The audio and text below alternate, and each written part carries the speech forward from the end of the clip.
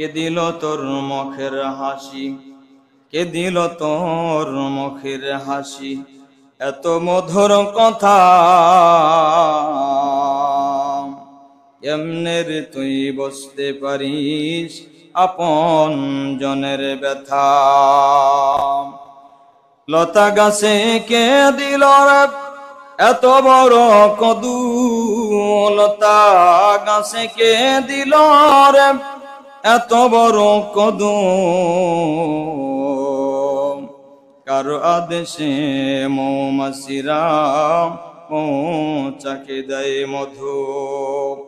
মায়ের কোলে কে দিল হায় জগৎ ভরা মায়া, মায়ের কোলে কে দিল হায় জগৎ ভরা মায়া, কারো আদেশে গাছতলায় বসলে ভাই ঠান্ডা ঠান্ডা ছায়া। লা ইলাহা ইল্লাল্লাহ, মুহাব্বতে পড়েন লা ইলাহা ইল্লাল্লাহ। লা ইলাহা ইল্লাল্লাহ, লা ইলাহা ইল্লাল্লাহ, লা ইলাহা ইল্লাল্লাহ, লা ইলাহা ইল্লাল্লাহ, লা ইলাহা ইল্লাল্লাহ, লা ইলাহা ইল্লাল্লাহ। মুহাব্বতে পড়েন লা ইলাহা ইল্লাল্লাহ।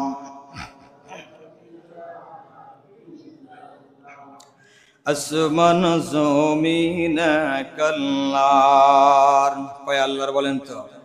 আসমান জমিন কাল্লার, পাহাড় পর্বত কাল্লার। আসমান জমিন এক আল্লাহর, পাহাড় পর্বত এক আল্লাহর, তুমিও আমিও এক আল্লাহর। আল্লাহ আল্লাহ আল্লাহ আল্লাহ আল্লাহ আল্লাহ আল্লাহ আল্লাহ। মুহাব্বতে পড়েন আল্লাহ আল্লাহ আল্লাহ আল্লাহ আল্লাহ আল্লাহ আল্লাহ আল্লাহ আল্লাহ আল্লাহ আল্লাহ। লা ইলাহা ইল্লাল্লাহ মুহাম্মাদুর রাসূলুল্লাহ সাল্লাল্লাহু আলাইহি ওয়াসাল্লাম। আল কুওয়া জামে মসজিদের সম্মানিত মুসল্লিন ইকরাম, মুআজ্জাজ হযরত বুজুর্গ উলামায়ে কেরাম, বাবার বয়সী পিতার বয়সী মুরব্বিন আজম, উর্দু বয়সী সমবয়সী কলিজার টুকরা যুবক ভাই ও বন্ধুগণ, স্নেহের ছোট ভাই, সর্বপ্রথম সেই মহান মালিকের দরবারে আলিশানে লক্ষ্য করে শুকরিয়া আদায় করছি যে পরওয়ারদিগারে আলম আপনাকে আমাকে ভালোবেসে মহব্বত করে সুস্থতার সাথে দীর্ঘ নেক হায়াত দান করে আল্লাহ পাক রব্বুল আলামিন এশার নামাজ জামাতের সাথে আদায় করার পরে কোরআন হাদিস থেকে কিছু কথা বলা এবং শোনার সুযোগ দান করে দিয়েছেন। সে রব্বে কারীমের দরবারে শুকরিয়া আদায় করছি। সকলে জবান ছেড়ে উচ্চ আওয়াজে অতি আবেগের সাথে মহব্বতের সাথে পড়ছি আলহামদুলিল্লাহ। লক্ষ্য করে দরুদ নাজিল হোক বিশ্ব মানবতার মুক্তির দূত সরকার দু আলম নবী সৈয়দুল মুরসালিন খাতামুন নবিয়্যিন নবিয়ুল আরব আল আজম জনাবে মুহাম্মদুর রাসূলুল্লাহ সাল্লাল্লাহু আলাইহি ওয়াসাল্লাম। মুআজ্জাজ হাজিরিন, মহান আল্লাহ পাক রব্বুল আলামিনের মহাগ্রন্থ আল কোরআনুল কারীমের সূরা আনফাল 9 নম্বর পারার 2 নম্বর আয়াতে কারীমা আপনাদের সম্মুখে তেলাওয়াত করেছি। মহান আল্লাহ পাক রব্বুল আলামিন যেন আমার জবান থেকে এমন কিছু কথা বের করেন যেগুলো কাজ আমাদের করলে দুনিয়া এবং আখিরাতে আমাদের জন্য কি হবে, কল্যাণ হবে, শান্তি হবে। আল্লাহ পাক যেন সেই কথাগুলি আমাদের জবান থেকে আল্লাহ পাক বের করে দেন, আমরা যেন আমলের নিয়তে শুনি, বলেন ইনশাআল্লাহ। আজকে আলোচনা দীর্ঘ নয়, সংক্ষিপ্ত আকারে কিছু কথা বলবো ইনশাআল্লাহ। সেটি হলো, আসলে দেখেন দুনিয়া এটা ক্ষণস্থায়ী। দুনিয়া কি বলেন তো? ক্ষণস্থায়ী। আখিরাত চিরস্থায়ী। বলেন দুনিয়া কি ক্ষণস্থায়ী, আখিরাত চিরস্থায়ী? না কথার ভিতরে সন্দেহ আছে? এই কথার ভিতরে সন্দেহ থাকলে ঈমান থাকবে? ঈমান থাকবে না। আমাদের 60, 70, 80 বছর, 90 বছর, 100 বছর পর হায়াতের জিন্দেগি শেষ হবে কি হবে না? হায়াতের জিন্দেগি শেষ হবে। আগের জামানায় নবী আলাইহিস সালাতু ওয়াস সালাম যত নবী আকরাম আসছেন দীর্ঘ হায়াত পেয়েছেন। তার উম্মতেরা প্রায় 500 বছর, 600, 700 বছর হায়াতের জিন্দেগি পেয়েছেন। অল্প অল্প যদি আমল করেছে, এটা অনেক লম্বা আমল হয়েছে, আমলটা অনেক বড় মাপের হয়ে গেছে, কিন্তু আমরা হায়াত পাবো অল্প, সামান্য 60, 70, 80 বছর হায়াত, 100 বছর হায়াত। আমরা যদি এই অল্প সময়ে যদি অল্প অল্প করে আমল করি, তাদের সমান হবে না। কিন্তু আল্লাহ পাক রব্বুল আলামিন আমাদের কিছু সময় দিয়েছেন, কিছু অফার দিয়েছেন, কিছু হাদিয়া দিয়েছেন, যেই সময়গুলোতে যদি আমরা আল্লাহ পাকের গোলামি করি, ইবাদত করি, তারা 1000 বছর হায়াত পেয়ে যেই উপকার হয়েছে তাদের, তারা যেই পরিমাণ নেক আমল করেছে, আমরা অল্প সময় যদি আল্লাহ পাককে রাজি খুশি করার জন্য ইবাদত বন্দেগী করি, তাদের চাইতে আল্লাহ পাক অল্প সময়ের ভিতরে বেশি বরকত দান করে। সুবহানাল্লাহ পড়েন। এজন্য আমরা বসছি, আমরা আমল নিয়তে ইনশাআল্লাহ কথাগুলো শুনবো, বলেন ইনশাআল্লাহ। আমাদের সর্বপ্রথম যেটি বিষয় জানার দরকার সেটা হলো ঈমান। সেটি কি বলেন তো? ঈমান। আমরা বসছি, ঈমানদারের একটা মুহূর্ত সময়ের অনেক মূল্য আছে না নাই? একজন মানুষ সারা জীবন অন্যায় করেছে, জীবনের শেষ মুহূর্তে যুদ্ধের ময়দানে এক সাহাবী যুদ্ধ করতে গেছেন, কালেমা পড়ে মুসলমান হয়ে গেছে। মুসলমান হওয়ার পরে আল্লাহ রাসূল সাল্লাল্লাহু আলাইহি ওয়াসাল্লামকে বলতেছেন, ইয়া রাসূলুল্লাহ, আমি যুদ্ধে অংশগ্রহণ করতে চাই। নবী আলাইহিস সালাতু ওয়াস সালাম অনুমতি দিয়েছেন। সাহাবী যুদ্ধের ময়দানে গেছেন, যুদ্ধের ময়দানে গিয়ে যুদ্ধে শহীদ হয়েছে। সুবহানাল্লাহ পড়েন। সারা জীবন পাপের কাজে লিপ্ত হয়েছে, কিন্তু একটা মুহূর্তে শুধুমাত্র হায়াত পেয়েছে, সামান্য হায়াত। যুদ্ধের ময়দানে গেছে, যুদ্ধ করে শহীদ হয়েছে। বিশ্বনবী রাহমাতুল্লাহ আলামিন সাহাবীদেরকে বলতেছেন, দেখো শহীদদের লাশগুলো তোমরা গণনা করো। লাশ খুঁজতে খুঁজতে দেখা যায় এক পর্যায়ে একজন সাহাবীর লাশ দেখা যায়, সেই সাহাবীকে কেউ চেনে না। বিশ্বনবী রাহমাতুল্লিল আলামিন কে সাহাবা একরাম বললেন, ইয়া রাসূলুল্লাহ, যুদ্ধের ময়দানে বহুত সাহাবীরা যুদ্ধের ময়দানে শহীদ হয়েছেন, কিন্তু সমস্ত সাহাবীদেরকে আমরা চিনতে পারছি, সবার পরিচয় আমাদের কাছে আছে, কিন্তু আপনার একজন সাহাবী, যেই সাহাবীকে কেউ চেনে না, আমরা প্রত্যেকজন সাহাবীকে জিজ্ঞাসা করলাম, এই সাহাবীকে, তাকে আমরা কেউ চিনি না। ইতিপূর্বে বিশ্বনবী সাল্লাল্লাহু আলাইহি ওয়াসাল্লামের সামনে আমরা যতবার বসেছি, তার জবান থেকে, মূল্যবান জবান থেকে, বরকতময় জবান থেকে যত কথা শুনেছি, এই সাহাবীকে তো কোনোদিন আমরা আমাদের সামনে একবারও দেখি নাই, একবারও তো কোরআন হাদিস থেকে কথা শুনছি, এমন পরিস্থিতি আমরা দেখি নাই। কিন্তু সাহাবী এরকম লাশ হয়ে পড়ে আছে যুদ্ধের ময়দানে। আল্লাহর নবী বিশ্বনবী রাহমাতুল্লিল আলামিন সাহাবীদেরকে ডাক দিয়ে বললেন, তার লাশকে তোমরা আমার সামনে নিয়ে আসো। আল্লাহু আকবার বলেন। যেই মাত্র সাহাবীকে নবীর সামনে নিয়ে আসা হলো, আল্লাহর নবী বিশ্বনবী রাহমাতুল্লাহ আলাইহি বললেন, এই সাহাবী হায়াত পেয়েছিল, লম্বা হায়াত, কিন্তু তার হায়াতের মূল্যবান সময়গুলো পাপের কাজে লিপ্ত ছিল। পরিশেষে যুদ্ধে যাওয়ার মাত্র 1 থেকে 2 মিনিট আগে আমি নবীর কাছে কালেমা পড়ে মুসলমান হয়ে গেছে। কালেমা পড়ার পরে সে যুদ্ধের ময়দানে যাওয়ার জন্য আমি নবীর কাছে অনুমতি চেয়েছে। যুদ্ধের ময়দানে যাওয়ার জন্য আমি বিশ্বনবী রাহমাতুল্লিল আলামিন অনুমতি দিলাম। ওই সাহাবী শাহাদাত বরণ করেছেন। আসমান থেকে ফেরেশতারা ওই সাহাবীর ক্ষমার জন্য দোয়া করেছে। এমন কি সাহাবীরা ডাক দিয়ে বলতেছেন, ইয়া রাসূলুল্লাহ, ওই সাহাবী কি জান্নাতে যাবে? আল্লাহর নবী বিশ্বনবী রাহমাতুল্লিল আলামিন বলেন, এই সামান্যতম হায়াতে জিহাদের মতো জায়গায় অংশগ্রহণ করার কারণে আল্লাহ পাক তার জিন্দেগীর সমস্ত গুনাহগুলো মাফ করে দিয়েছেন, এবং আল্লাহ পাক তাকে নবীর সাহাবাদের দফতরে আল্লাহ পাক কবুল করেছেন, এবং আল্লাহ পাক রব্বুল আলামিন ওই সাহাবীকে শহীদ হিসেবে কবুল করেছে। আল্লাহু আকবার বলেন। নবীজি ডাক দিয়ে বলতেছেন, এই সাহাবীকে আল্লাহ পাক রব্বুল আলামিন এমন ভাবে কবুল করেছেন, ওই সাহাবী সারা জীবন অন্যায় করেছে, কিন্তু একটা মুহূর্তে সামান্য হায়াত পাওয়ার পর ওই সাহাবী যখন যুদ্ধের ময়দানে অংশগ্রহণ করেছে, আল্লাহ পাক রব্বুল আলামিন তাকে মৃত্যু বলে ঘোষণা নাম তাকে মৃত্যু বলে বলতে নিষেধ করেছেন। আল্লাহ পাক বলেছেন সমস্ত শহীদরা হলো জিন্দা, আর ওই সাহাবীকে আমি আল্লাহ পাক রব্বুল আলামিন শহীদের মর্যাদা দিয়ে তাকে জান্নাতুল ফেরদাউস দান করে দিয়েছে। আল্লাহু আকবার বলেন। এটা দ্বারা বোঝা যায় যে ইমানের বড় দাম। ইমানের অবস্থায় যদি মাত্র সামান্যতম হায়াত পায়, সারা জীবন অন্যায় করেছি কিন্তু অল্প একটু সময়ে যদি ইমানের অবস্থায় পেয়েছে, তাহলে আল্লাহ পাক রব্বুল আলামিনের পয়গম্বর বলেন নিঃসন্দেহে ওই লোকটা আল্লাহ পাকের জান্নাতের মালিক হয়ে যায়। আল্লাহর ওলি হাসান বসরির নাম আপনারা শুনেছেন। জগৎ বিখ্যাত তাবী ছিলেন তিনি। খলিফাতুল মুসলিমিন হযরত ওমর ফারুক রাদিয়াল্লাহু তাআলা আনহুর জামানায় হযরত হাসান বসরির জন্ম হয়েছে। আল্লাহু আকবার বলেন। বসরা শহরে তার বাসা, নাম হলো হাসান। বসরার ভিতরে তার বাসা বাড়ি থাকার কারণে নাম বলা হয়েছে হাসানে বসরি। বসরা শহরের দিকে নিসবত করে বলা হয় হাসানে বসরি। এমন সুন্দর চেহারার অধিকারী আল্লাহর বান্দা, তামাম বিশ্বের ভিতরে তার সময় সব জগৎ বিখ্যাত আল্লাহর ওলি ছিলেন, তাবী ছিলেন। খলিফাতুল মুসলিমিন হযরত ওমরের সময় তিনি জন্মগ্রহণ করেছেন।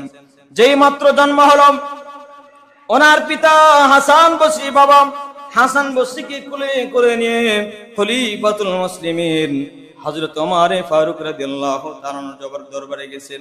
গিয়ে বলতেছেন, ওগো আল্লাহর বান্দা, ওগো খলিফাতুল মুসলিমিন হযরত ওমর ফারুক রাদিয়াল্লাহু তাআলা, আমার সন্তান জন্মগ্রহণ করেছে, আমার সন্তান একটা সুন্দর নাম রেখে দেন। আল্লাহু আকবার বলেন। আগের জামানার সুন্দর সুন্দর নাম ছিল। যখন সন্তান জন্মগ্রহণ করত, সঙ্গে সঙ্গে বড় কোন আলেমে দ্বীনের কাছে সন্তানকে নিয়ে যাওয়া হতো। প্রথম খাবারটা আল্লাহওয়ালার মুখের খাবার। ওই ছোট্ট বাচ্চার প্রথম খাবার যখন দেওয়া হতো, আল্লাহওয়ালার মুখ থেকে তার কোনো খাবার চিবিয়ে চিবিয়ে যখন সন্তানের মুখে দেওয়া হতো, ওই সন্তানের জীবনে বলেন তো বরকত দান করতো কে? হাসান বসরি যখন জন্মগ্রহণ করলাম, জন্মগ্রহণ করার পর খলিফাতুল মুসলিমিনের কাছে হাসান বসরি বাবা নিয়ে গেলেন। যাওয়ার পরে বললেন, আমার সন্তান জন্মগ্রহণ করেছে, একটা নাম রেখে দেন। এবার খলিফাতুল মুসলিমিন হযরত ওমর ফারুক রাদিয়াল্লাহু তাআলা বলতেছেন, তোমার সন্তান নাম এত সুন্দর চেহারার অধিকারী, তোমার সন্তান চেহারা এত সুন্দর, যার কারণে নাম রেখে দিয়েছেন হাসান। আল্লাহু আকবার বলেন। হাসান শব্দের অর্থ হলো সুন্দর।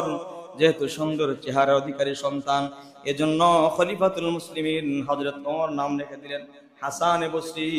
এবার যখন নাম রেখে দিলেন, এবার তাহনিক করে দিচ্ছেন। এবার হাসান বসরি যখন নাম রেখে দিলেন, হাসান বসরি নাম রেখে দেওয়ার পরে এবার বলতেছেন, তোমার সন্তানের মুখে প্রথম খাবার উঠিয়ে দিব। কি নিয়ে আসছো? মধু নিয়ে আসছো? বলে না, মধু নিয়ে আসে নাই, নিয়ে আসে নাই। ঘি নিয়ে আসছো? বলে না, তাও নিয়ে আসে নাই। দুগ্ধ নিয়ে আসছো? না, দুগ্ধ তো নিয়ে আসে নাই। কি দিয়ে তার প্রথম খাবার উঠিয়ে দেব? আল্লাহু আকবার বলেন। হাসান বসরি বাবায় ডাকতে বলতেছেন, ওগো খলিফাতুল মুসলিমিন, মধুর কোনো প্রয়োজন নাই, ঘির কোনো প্রয়োজন নাই, বাহিরের খাবারের কোনো প্রয়োজন নাই। ওই যে আপনার মুখের লালা আছে, ওই লালাটাই আমার সন্তানের মুখে প্রথম খাবার বানিয়ে দেন। আল্লাহু আকবার বলেন। এবার জবান খুলে বলেন তো, হযরত ওমরের মুখের লালার দাম আছে না নাই?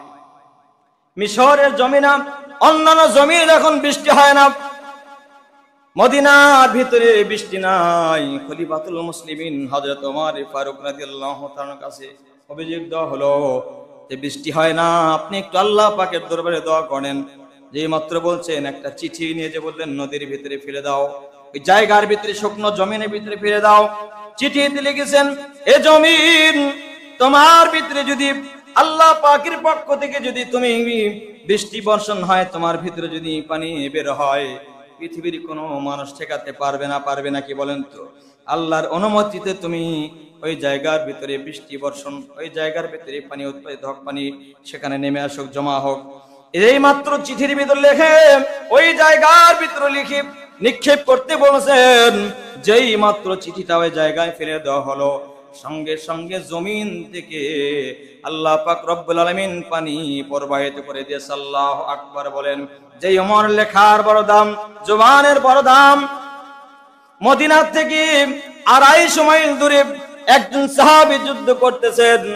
সেই সাহাবী যুদ্ধ করার সময় খলিফাতুল মুসলিমিন দেখতেছেন মিম্বরে, মসজিদ নববীর মিম্বরে বসে বসে খুতবা প্রদান করতেছিলেন।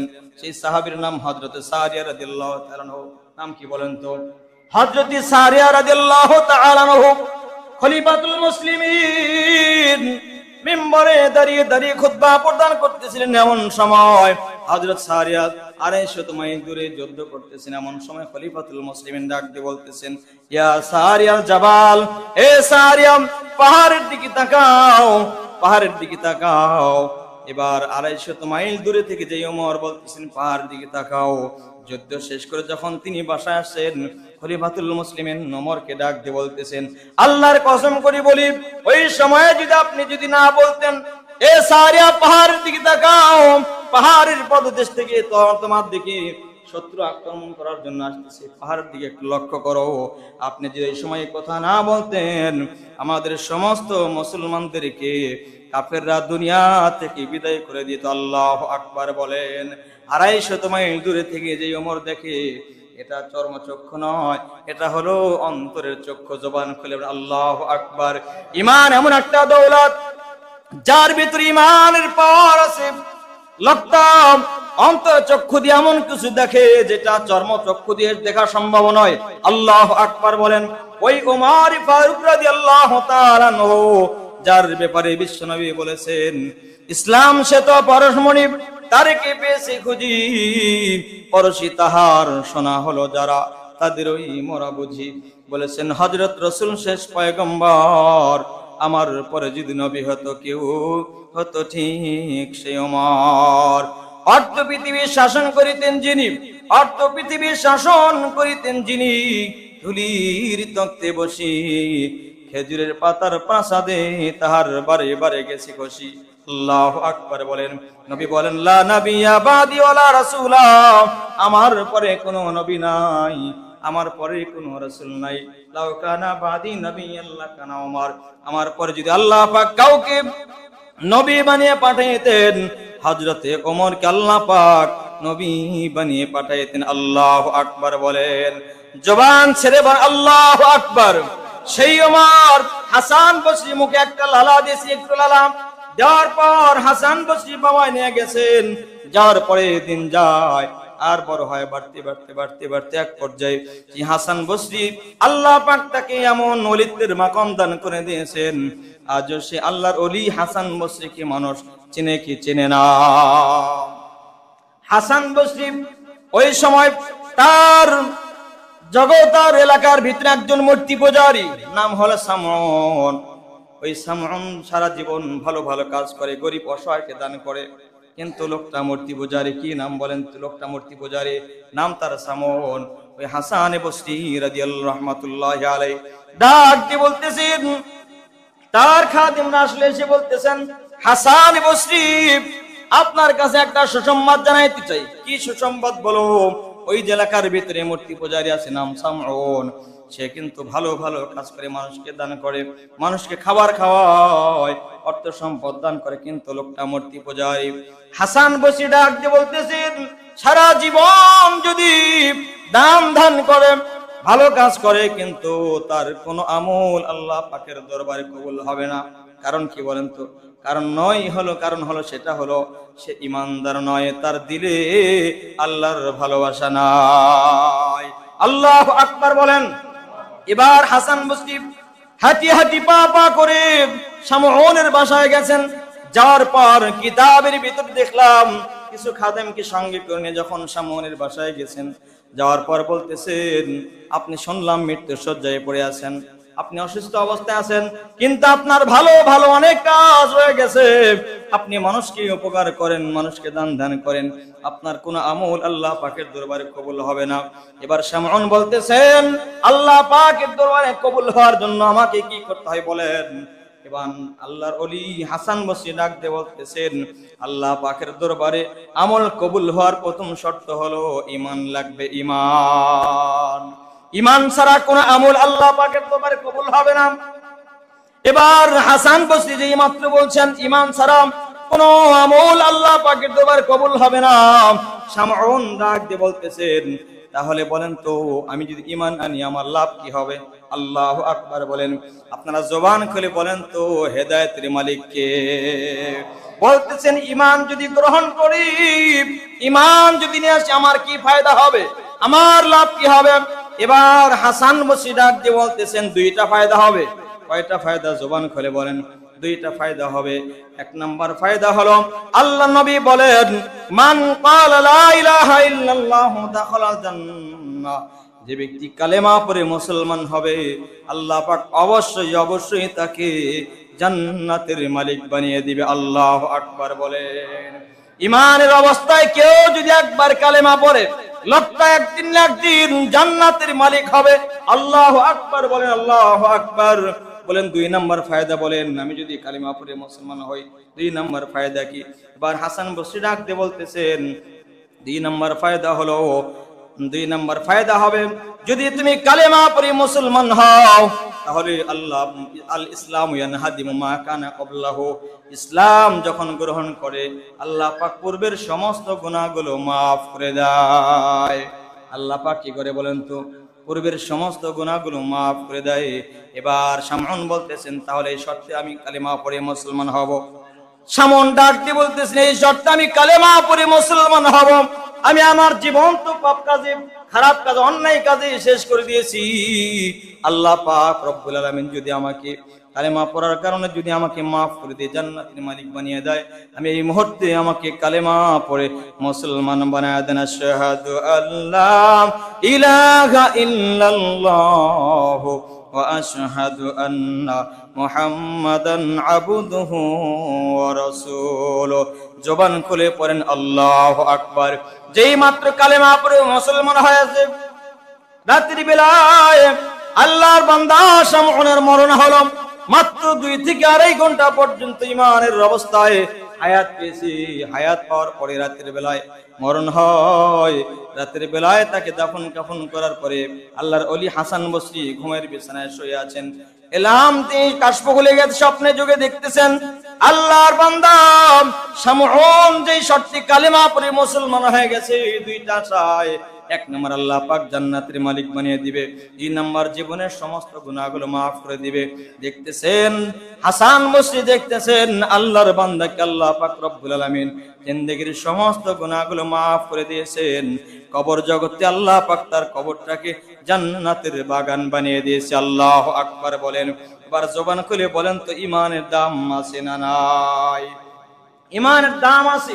ঈমানটা আপনার ভিতরে আছে না নাই? এটা বোঝার জন্য সূরা আনফালের ভিতরে আল্লাহ পাক রব্বুল আলামিন 4টা গুনাহবলী বর্ণনা করেছেন। বলেন কয়টা গুনাহবলী? 4টা গুনাহবলী, আর একটি বৃদ্ধি করেছেন 5টা গুনাহবলী বর্ণনা করেছেন আল্লাহ পাক। আপনার আমার ভিতরে ঈমান আছে না নাই এটা বোঝার জন্য 5টা জিনিস খেয়াল করা দরকার। এই 5টা জিনিস যদি আমার আপনার ভিতরে থাকে, আমার আল্লাহ পাক বলেন তাহলে তুমি আমি আল্লাহ পাক রব্বুল আলামিনের একজন ঈমানদার মুমিন বান্দা। এই কথার ভিতরে কোনো সন্দেহ নাই। তাহলে এই মুহূর্তে আপনি নিজেই নিজেকে ওজন করতে পারবেন ঈমান আছে না নাই। এটা বোঝার জন্য 5টা বিষয় খেয়াল করা দরকার। এক নাম্বার, আল্লাহ পাক রব্বুল আলামিন ডাক দিয়ে বলেন ইন্নামাল মুমিনুনাল্লাযীনা ইযা যুকিরাল্লাহু ওয়াজিলাত কুলুবুহুম। এক নাম্বার গুনাহবলী হলো ইযা যুকিরাল্লাহ, আল্লাহ পাকের যখন কথা হয় ওয়াজিলাত কুলুবুহুম, কলবের ভিতরে ধাক্কা লেগে যায়, পরিবর্তন চলে আসে, নাড়াচাড়া শুরু হয়। এরকম আমাদের মাঝে হয় কি হয় না? যখন আল্লাহ পাকের কথা শুনি ওই সময় কলবের ভিতরে পরিবর্তন আসে কি আসে না? যাদের পরিবর্তন আসে বুঝতে হবে অন্তরে ঈমান আছে না নাই। কিন্তু কোরআনের কথা শুনলে এমন কিছু মানুষ আছে যাদের অ্যালার্জি শুরু হয়, আছে না নাই? যারা কোরআনের কথা বললে সহ্য হয় না, আল্লাহ পাকের ভাষায় তারা কখনো মুমিন হইতে পারে না। এক নাম্বার হলো তারে মুমিন ইযা যুকিরাল্লাহ, যখন আল্লাহর কথা তাদের কানের সামনে বলা হবে, যখন আল্লাহর কথা তারা শুনবে ওয়াজিলাত কুলুবুহুম, তাদের কলবের ভিতরে একটা নাড়াচাড়া শুরু হবে, পরিবর্তন শুরু হবে। এই যে আল্লাহর কথা শোনার পরে অনেক মানুষের চোখ দিয়ে পানি চলে আসে, বুঝতে হবে লোকটার অন্তরে ঈমান আছে না নাই। ঈমান আছে। এক নাম্বার, আল্লাহ পাকের কথা শোনার পরে যাদের ঈমান অন্তরে কলবের ভিতরে পরিবর্তন আসে তারাই হলো মুমিন।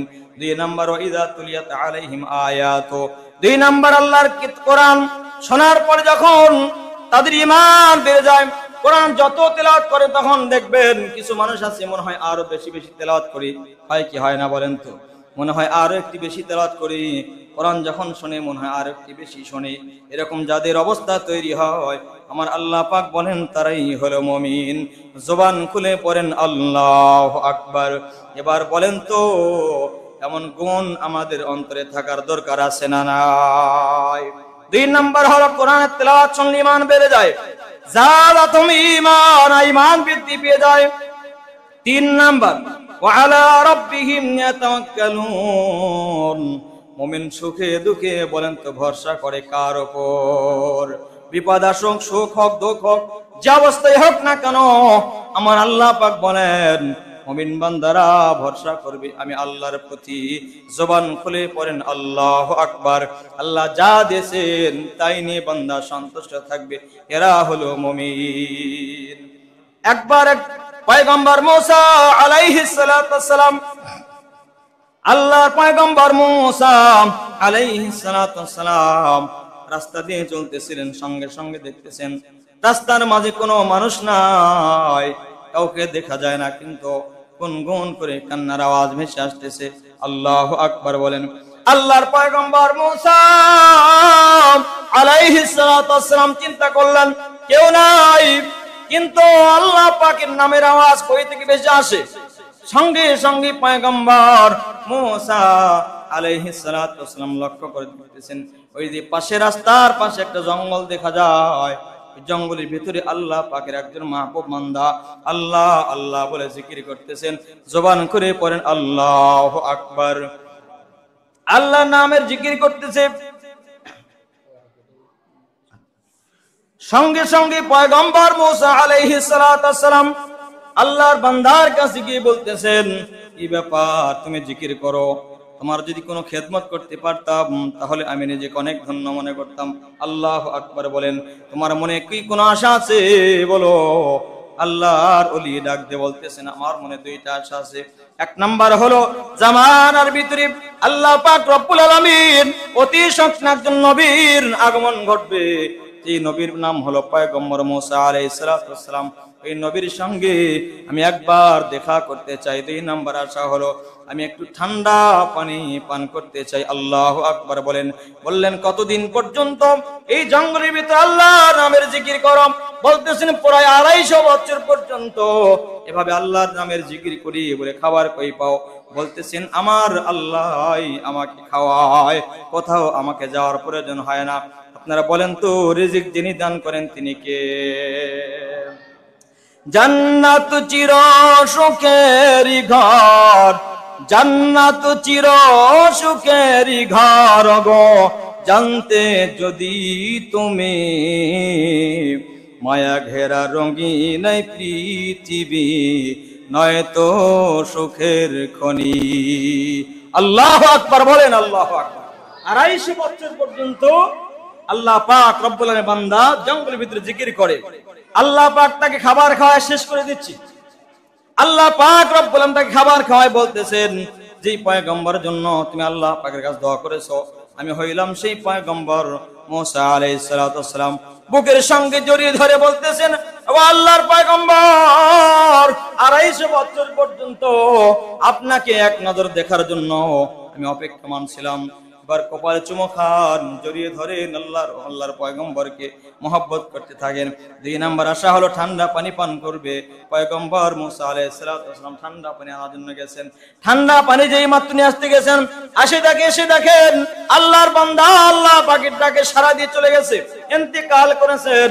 আল্লাহ পাককে ডাক দিয়ে বলতেছেন আল্লাহ 250 বছর পর্যন্ত তোমার বান্দা তোমার গোলামি করলো, আমি নবীকে দেখার জন্য আমার সঙ্গে দেখা হলো, ঠান্ডা পানি পান করতে চাও, কিন্তু একটু তুমি হায়াতটা বাড়িয়ে দিলে না, ঠান্ডা পানি পান করতো। কিন্তু এই মুহূর্তে দেখলাম ওই আল্লাহর বান্দা ঠান্ডা পানি যে চেয়েছিলেন তার লাশটাকে টুকরো টুকরো করে সাপ পোকামাকড় তার লাশটা দেহটাকে খাচ্ছে, খাবার খাচ্ছে, ভক্ষণ করতেছে। আল্লাহর পয়গম্বর মুসা আলাইহিস সালাতু ওয়াস সালাম বলতেছেন 250 বছর পর্যন্ত যেই বান্দা ঘর ছাড়ছে, বাড়ি ছাড়ছে, সব কিছু তোমার গোলামি করতেছে, তার লাশকে তুমি পোকামাকড় দিয়ে কেন খাওয়াইলা গো আল্লাহ বলো? আমার আল্লাহ বলেন সারা 250 বছর পর্যন্ত তাকে জান্নাতি খাবার খাওয়ালাম, কিন্তু এই মুহূর্তে এসে আমি আল্লাহর কাছে খাবার না চেয়ে তুমি পয়গম্বরের কাছে কেন পানি চেয়েছে? আল্লাহু আকবার বলেন। পানিও তো আমার কাছে ছিল, কারণ যে যাকে বেশি ভালোবাসে তার সাথে তত বেশি কি আছে? অভিমান আছে না? আছে না নাই? তার সাথে যত, যার সাথে বেশি মহব্বত তার সাথে তত বেশি অভিমান, ঠিক কিনা বলেন? আল্লাহ পাক বলছেন 250 বছর পর্যন্ত তাকে খাওয়ালাম, আর এক গ্লাস ঠান্ডা পানি কি আমার কাছে ছিল না? আল্লাহর কাছে না আছে, মুসা পয়গম্বরের কাছে কেন চেয়েছে? আমি আল্লাহ সহ্য করতে পারি নাই, সুতরাং তার লাশটাকে আমি পোকা মাকড় দিয়ে খাওয়ালাম। শিক্ষা নেওয়া দরকার যে মুমিনের ভরসা 24 ঘন্টা থাকবে কার উপর বলেন তো? আল্লাহ পাকের প্রতি। তাহলে 1 নম্বর হলো আল্লাহ পাক, আল্লাহ পাকের কথা শুনলে যাদের অন্তরে পরিবর্তন আসে তারা হলো মুমিন। 2 নম্বর কোরআনের তেলাওয়াত, কোরআনের আলোচনা শুনলে ঈমান বেড়ে যায়, তারা মুমিন। 3 নম্বর হলো আল্লাহ পাকের ভরসা থাকে। 4 নম্বর নামাজ কায়েম করে। কি করে বলেন? নামাজ আদায় করে। 5 ওয়াক্ত নামাজ জামাতের সাথে আদায় করব তো ইনশাআল্লাহ। আমরা অনেকেই নামাজ পড়ি, নামাজ হলো শ্রেষ্ঠ ইবাদত। যার নামাজ সুন্দর তার সবকিছুই সুন্দর। নামাজ যদি সুন্দর হয়, আউয়ালু মা ইউহাসাবু বিহিল আবদু ইয়াওমাল কিয়ামাতিস সালাহ, হাশরের ময়দানে সর্বপ্রথম নামাজের হিসাব হবে। নামাজ পড়বে ইনশাআল্লাহ। 5 নাম্বার অমিম্মা রাযাকনাহুম ইউনফিকুন, আল্লাহ তাআলা যে রিজিক দান করেছেন এখান থেকে আল্লাহর রাস্তায় খরচ করব।